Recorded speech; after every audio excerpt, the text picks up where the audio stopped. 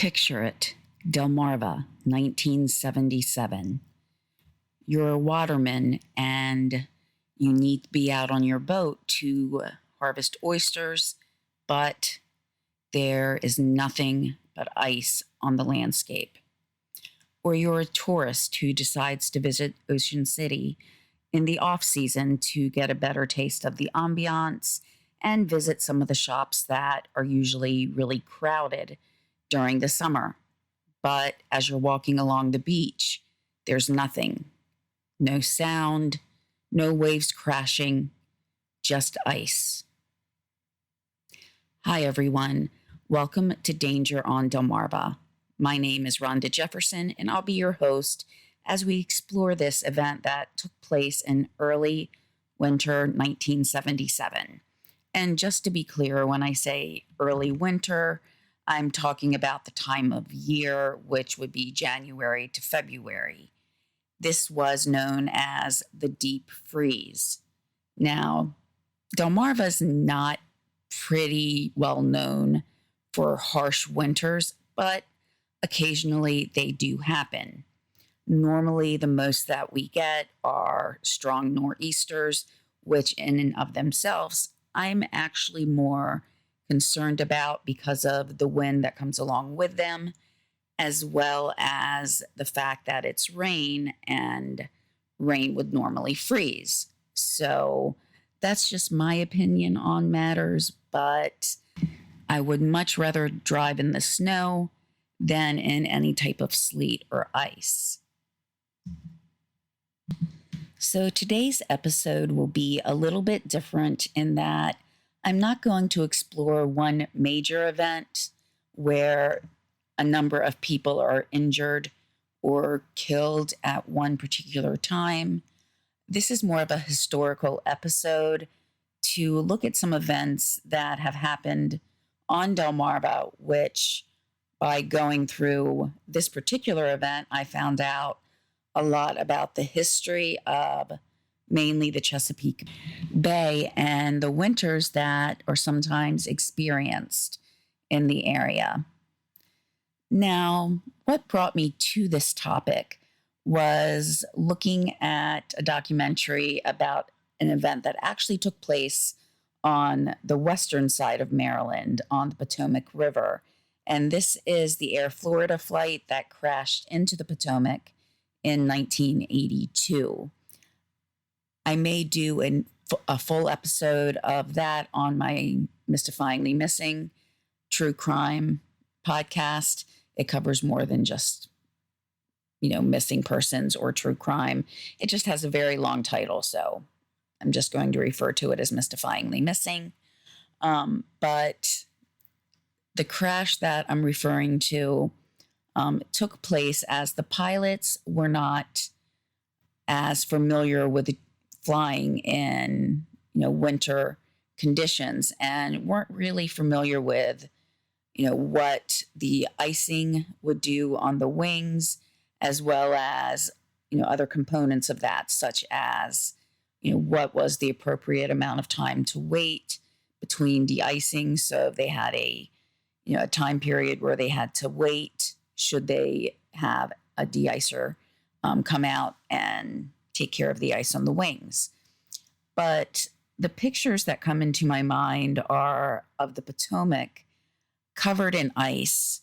But of course, even if it's a very thick sheet of ice, when you have a plane crashing into it, it was not quite as sturdy to take that impact. And unfortunately, almost everyone on board either succumbed to injuries or drowned, as well as dealing with the cold. It was just a horrific experience for all those involved, and nobody could get to those on the plane. So that I'm not spending the whole episode talking about that flight, just what brought into my mind as far as thoughts went was, seeing that big body of water in this general area being that frozen. We really don't see that. So I started like Googling for winter storms. And what I actually found was in 1977, the Chesapeake Bay froze over. And the Potomac actually, it's one of the rivers that is fed by the Chesapeake Bay. So that actually had a correlation to what I was looking into. But the Chesapeake Bay has not just frozen over in 1977. There has been at least 7 different instances that are known where the bay has frozen over. So these are just, events that we've seen in recent history where it's been recorded that it froze over. This is not going back hundreds of years before then. The area does experience what many will call a deep freeze or severe freeze about once every century, even though that's kind of debatable as the dates of some of the events seem to be happening less than once a century. But I did find reference to 1780, 1899, and 1977, of course. Getting into a few more specifics, there were other time periods where the winter was seen as severely cold, but also where there was reflection on the fact that there are extremes in the weather conditions from one season to another, as well as one year to another. So in 1635, I found a quote from someone that said, it was reported that, quote, "This last winter was the coldest that has been known in many years, but the year before there was scarce any sign of winter, only that the leaves fell from the trees. In all other things, it appeared to be summer," end quote. And then going back to the mid-1930s and looking at the temperatures, of that time period, it was extremely cold in the winters of 1934 and 35, but the summer of 1936 saw record-breaking heat. But again, 1936 was around the time period where there was yet another deep freeze. In 1918, the bay did freeze as well in January, but in August of that same year, it was 105 degrees in Baltimore. So yes, that is on the other side of the bay, but sometimes in reference to certain things, there's not always, a lot of information specifically about Delmarva. I do sometimes refer to Baltimore or other parts of the Western Shore to get a general idea of weather or other conditions at the time period. But I did find the temperature in Easton, which is on the Eastern Shore, and that was, this particular temperature is from 1898. It was 100 degrees in July, but negative 15 degrees 7 months later. So again, we can see that there are vast swings in, the temperatures that we see.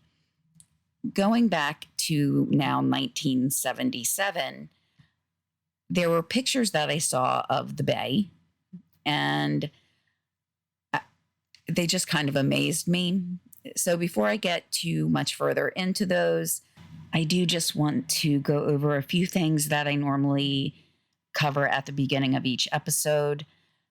One is the topics that I do cover may sometimes include discussions of injury, death, or harm to others. While I won't have many specific cases in this particular episode, it is overall something that occurs in most episodes or events that I cover. Also, as this is a more historical event, many of the articles that I found were in archive sites, and as such, this particular site was a pay site. So what I do, and this is what I've done in the past as well, is put the link to this particular article, the name of the newspaper, and the date. So that way, if you have access to those newspapers in other ways, such as a particular subscription, you will be able to go in and view those. There are, though, a couple of articles that, were more recent where it was retelling some of the events of this summer. Also, as I mentioned, the site that I used was a pay site, and that really is one of the sites that I use quite often. And also, there are sometimes other expenses occurred, not as much with this particular episode, but in other types of research or just upkeep in terms of equipment, the podcast hosting site. So I do have a link to a PayPal or Buy Me a Coffee account if anybody would like to donate towards those costs. I definitely don't expect it, as I'll continue to, do these episodes, but there may sometimes be periods of time then where I might not be referring to the pay site that I normally use or any of the other sites, that I may come across where, unfortunately, even though everything's electronic, we need to incur a cost to go onto those sites or get that information. So with that being said, let's get back into the episode. So as I mentioned, I had seen a number of pictures which amazed me. And one of the pictures, I think the first one I actually saw, there were kids playing out on the Chesapeake Bay in the ice. And, I'm definitely not used to seeing that. Even the much smaller rivers or bodies of water around where I live, even little ponds, don't normally freeze over. The most that we might see is a very light layer of ice on top, but definitely not something where anybody should be walking out on the ice, even if they're, a child that doesn't weigh as much. But there were kids sledding on some pictures that I saw. Ice skating was quite prevalent. So, the bay and any of the other rivers surrounding it were actually frozen solid enough that parents were like, yes, you can go out and play on this humongous body of water, which has now frozen over. And most likely, many of the parents had not seen a deep freeze before. So to me, this shows a level of security in how deep or thick the ice was. And this was not only in Delmarva. I'm not going to go too much into other areas because that's not normally the focus of this podcast, but the Ohio River in some parts froze over for the first time in 30 years. There were parts of the Great Lakes and Mississippi River either freezing over or they were bottlenecked so that even if a particular area was not frozen over, if ships were trying to get past, they couldn't because there's kind of a log jam of ice. So that really hindered transportation. And overall, the United States and even the world, we still rely on shipping as a major way to transport, a vast amount of goods. And this does also include gas and heating oil.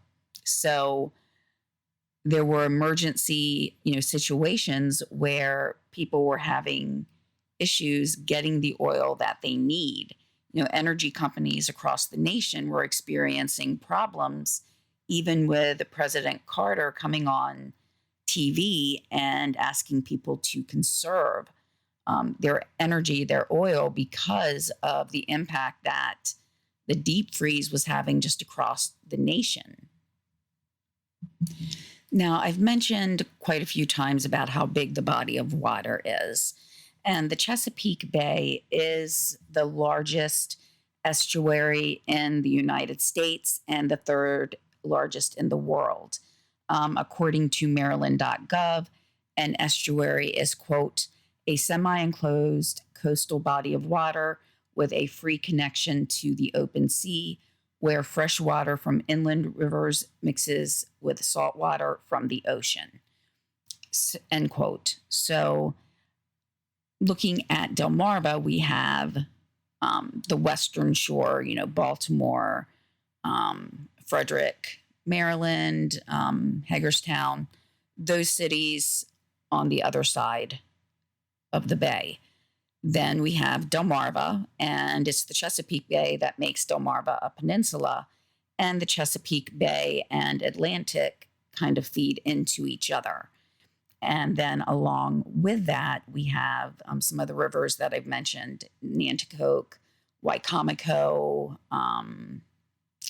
Potomac is the one that I was mentioning with the plane crash. And the Potomac is actually one of the areas where the Chesapeake Bay is at its widest. The bay is approximately 200 miles long, and at some points it can be much shorter or not as wide at about 2.8 miles.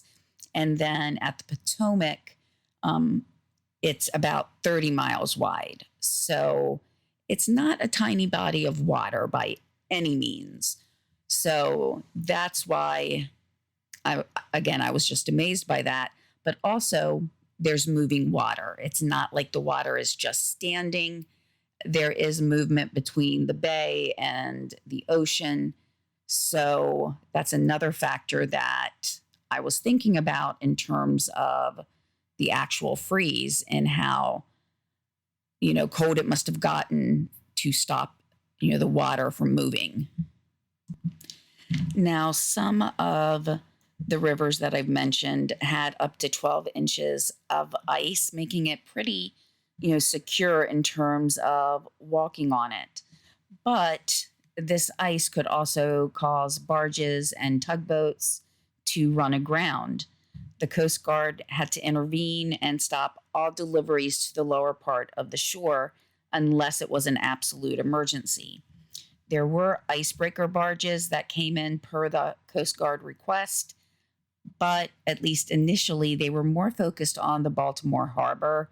That's, as the name implies, it's a harbor. It's where a lot of freight, goods that come into the area, that's their entry point. So the icebreakers were concentrated on making sure the goods that needed to get into the harbor were being received, which eventually those goods would probably get to the eastern shore. But, there were more immediate concerns that those on Delmarva, needed to address, such as fuel oil, but had to wait for those icebreakers. In some areas, the C&D or Chesapeake and Delaware Canal being one of them, the Coast Guard had to limit the direction in which boats or ships were going. So I'm just kind of imagining the shipping lane was down to one lane. So think about being on a road where, there's two lanes, one going in each direction, and you have a flagger, directing people to come through from one side, but that means the other side has to wait. That's pretty much what this was, but on a much grander scale where these boats had to wait for others coming in the other direction to get through. So I wonder, what type of provisions they had in place, such as, were there maps about where each ship was? Did the ships know before they entered how long they might have to wait, and that type of thing? Now, something that had an impact on some of the ships that were in the area were buoys. And, I think buoys are something that we see out on the water and don't necessarily think about too much in regards to what they actually do. But they are out there for navigation, to give warnings. where things, where the water might be more shallow, if there's any sandbars or things like that. But some of the buoys actually got so cold that they, for lack of any better term, exploded. And that means they sunk. Others were actually moved away from where they would normally be. And this led to some barges actually running aground. Of most concern for a couple of different reasons. The ATC 185 was an oil barge, and that ran aground in Tangier Sound. There was also another barge named the Interstate 17, as well as the tug that was escorting it in, named the Quaker. They also ran aground. Now, the ATC 185 had 18,000 barrels of fuel oil on board, where the Interstate 17 was carrying 14,500. The ice that surrounded these ships were up to 9 inches thick in some places. And with them running aground, there was kind of a twofold danger. One is, the fuel oil that they were carrying, that wasn't going to be able to get to the people that needed it most. But also, what if any of those barrels started to leak? What if, the boats began to sink? You would be looking at a much wider felt not a natural disaster, but an eco disaster if that oil started to spill out. And there had been even the year before where there was a spill of petroleum products. So, of course, the Coast Guard cutters tried to reach these ships to try to lend assistance, but could not get through the ice. So besides the ice, the Coast Guard also had to worry about the shallowness of some of the water and trying to communicate to any ships that were coming in the fact that the buoys were not, actually navigationally correct at the moment, with some of them being gone completely. Another boat that ran aground was in the Tangier Sound, and the boat was called the Independence. It was carrying 1,000 telephone poles. So just think about how heavy that had to be. I didn't see any, tonnage or weight for the boat, but it became grounded and it was blocked in at an area near Deal Island. And just kind of as a side note, okay, I had a former boyfriend for a while and he lived on Deal Island. So I'm pretty familiar, at least with the landscape of it in the early 2000s. It really is quite remote to get from the island to a main road, at least the way I drive. I've mentioned before I drive slow. It was probably a good 20 minutes. But at times there could be water standing on the roads or getting very close to it. So, the island was pretty much just kind of blocked in. And then you have this boat that comes aground in the area that has 1,000 telephone poles. I mean, that just kind of added to, the situation that the Coast Guard was having to deal with. Yes, the Coast Guard is a big presence, even though we don't always see them, but we're surrounded by water. Then when this type of incident occurs, they have so many different areas, not only, the main larger waterways, but things like this, and making sure that this particular boat, doesn't sink, hopefully, or any of the boats that run aground or were damaged, as well as making sure other boats can get through and keeping the supply chain going, especially as supplies could be dwindling the longer that the deep freeze went on. The Independence, the one with the telephone poles, it was reported that they were taking on water. They were using at least 7 pumps just to try to keep it afloat.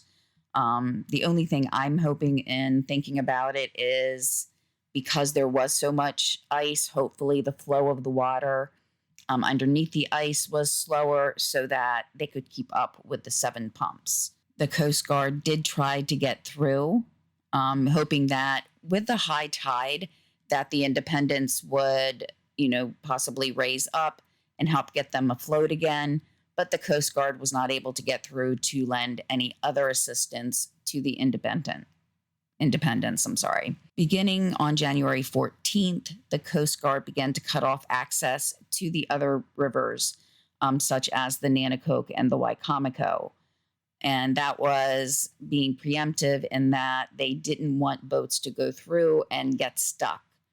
But as we'll see, there were some instances, such as if a boat was carrying oil, that they would allow a boat to come through. It was just kind of, something that was needed. So, of course, they had to make a decision at that point, and certain types of boats were allowed to go through. Now, I mentioned before how the pictures just kind of got to me. And another one that I found from January 14th was a number of oyster boats that were kind of all huddled together. They were, just trying to get into an area of water that hadn't frozen over.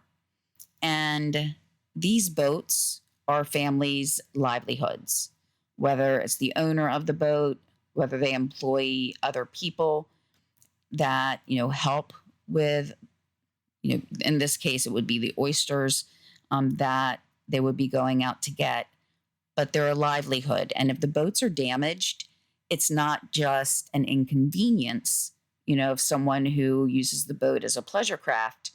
It is their job. And to have a boat out of commission can be very detrimental. And then if that boat is damaged in any way and has to be fixed, that just kind of compounds the issue, and that they need to wait for it to be repaired.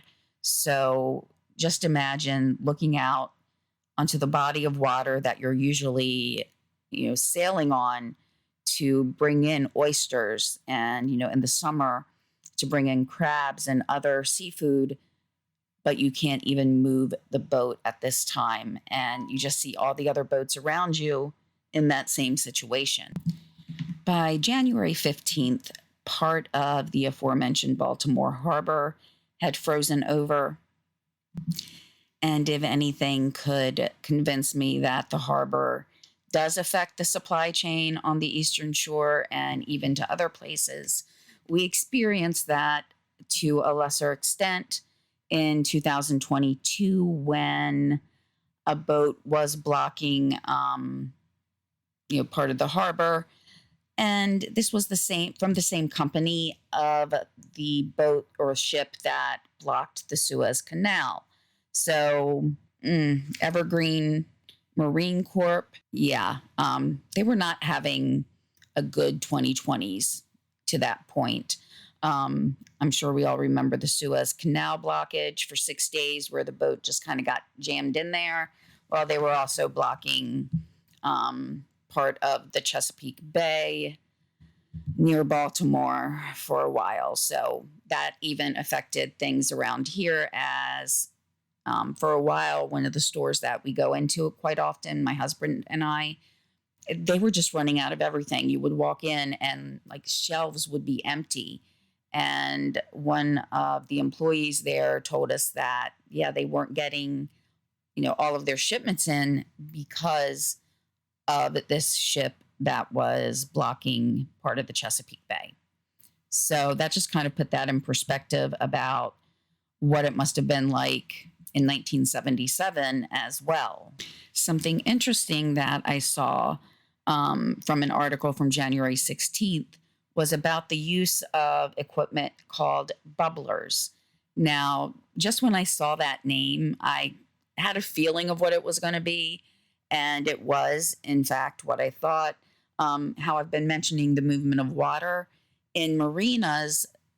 Some marinas were using this equipment called bubblers that would basically move the water around, with the term bubblers, being used to show that the water was bubbling up.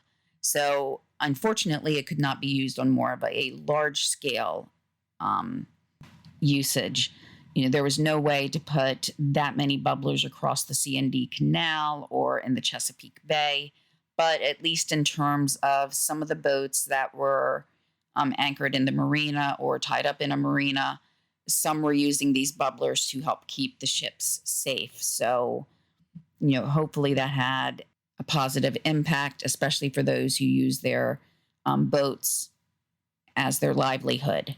The Coast Guard also began to limit now, instead of on the C&D Canal, ships going in one direction at a time, they began to limit ships to those that had a minimum of 500 horsepower.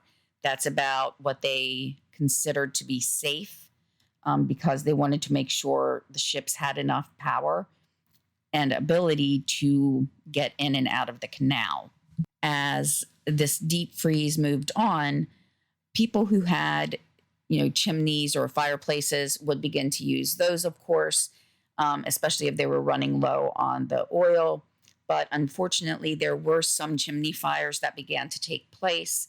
So that also then, drained some resources of people who may have been out trying to help those who were stuck in their vehicles, or, other events that may have been occurring.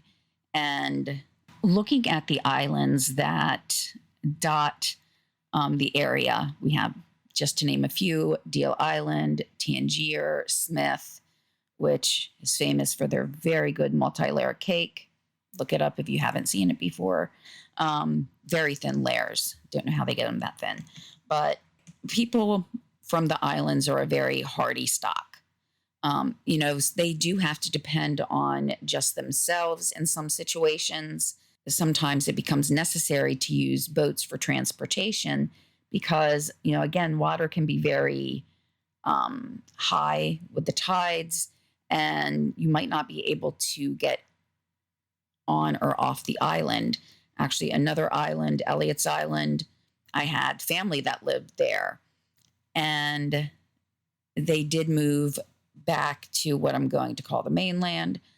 But part of that reason was because of concerns about what would happen in a medical emergency.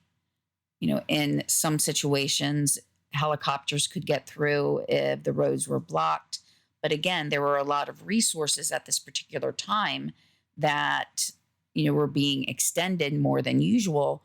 So that could cause a delay in being able to even get to one of the islands that needed the medical attention. Now, many of the islanders at this time, they did have a good supply of a lot of things.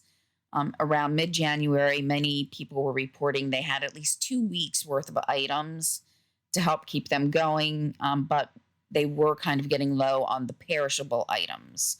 So they may have had enough, dry goods, canned goods, but things like milk and eggs were getting kind of low, as well as the overall concern about heating oil. Something that is unique to these islands as well is that sometimes the children would need to take a boat to get to school. Now, in reading some quotes, one of them from a more recent article, someone who was a child at that time said that she remembers they still had to go to school. Whereas I read other articles that said that schools were closed. It may have been just a matter of, if it was a day or 2 or 3, the schools remained open, but as, time passed, they decided to close. So the boats were not running to get the kids to school. And, another thought I had about opening schools was conserving heating oil because, if you had to heat this entire school, a large building, it would take a lot to do so. So in order to, maintain or keep the fuel level or the heating oil levels as high as possible, then it may have been more prudent to close the schools. Getting back to kind of the topic again of fuel or heating oil, as that was a very major concern, the Coast Guard did ask for an icebreaker to work around Smith Island, but at some point it did have to be reallocated towards the Wicomico River because there was a boat trying to get into an oil storage site that was near Salisbury, and they needed access to the Wicomico. So even though the Coast Guard had wanted the icebreaker to work around the islands, it was rerouted to look at the broader picture of making sure people had oil for heat. And with everything that was happening at this time, there were a few people who had experienced another deep freeze in 1936. And, they were making comparisons between the two. In 1936, some people had found that it was actually easier to get around because it was actually more frozen in some areas. People could actually walk across from the islands to the mainland to get supplies, whereas that was not quite the case in every area around some of the islands in 1977. In 1936, it was about 4 months where ice had surrounded the islands, but people would walk across the river and then would use skiffs to get through some areas that might not have frozen completely over. And for some reason, I get this image in my mind of expeditions to, the different poles where people were, sailors would use the boats more as a sled. They would put equipment in there, supplies, and kind of pull that across the ice. And I can almost see that here where, people were just walking across the ice. It was that thick, but, needed something to pull supplies in. I didn't find any mention that the boats were used for supplies other than just normal, ferrying of the supplies. But when they mentioned the skiffs in the article, that's just kind of the first image that came to my mind, at least. But of course, as time went by, things did begin to get back to normal. The freeze started to wear off, ice started to melt, and people were able to get a little bit back into their day-to-day lives. There were people, I'm sure, that had to worry about getting their boats repaired if there had been any damage from the ice. Oyster prices had gone up to $10 a bushel, which is about $50 now, and that was considered to be extremely high at the time. Environmental concerns would be making sure wildlife were taken care of, those that had been injured, as well as looking at the environmental impact of any of the oil tankers or any of the boats that may have leaked oil into the waterways. And while I could not find any numbers on the number of deaths that may have been attributed to the deep freeze, whether it be to car accidents or something I could find unimaginable, somebody freezing to death, either because of a car accident and being trapped or not having enough oil in their home, because, of course, the prices would have gone up for oil as well. The only numbers I found is one mention of a car accident on Delmarva and in an article from Ohio about a man who perished in his home because of the cold. So I'm sure there were others that I didn't see in any articles or that weren't specifically mentioned. But those, again, are some of the things we may not think about. The fact that somebody actually would die not that long ago, but we still see it today, whether it's not having, the funds to pay for oil right then and there, so you have to kind of put it off, but then something like this happens. Or afterwards, from an event like this, the prices may go up. So these are things, again, that we don't think about all the time, but in a matter of days that could change and people are put in this situation.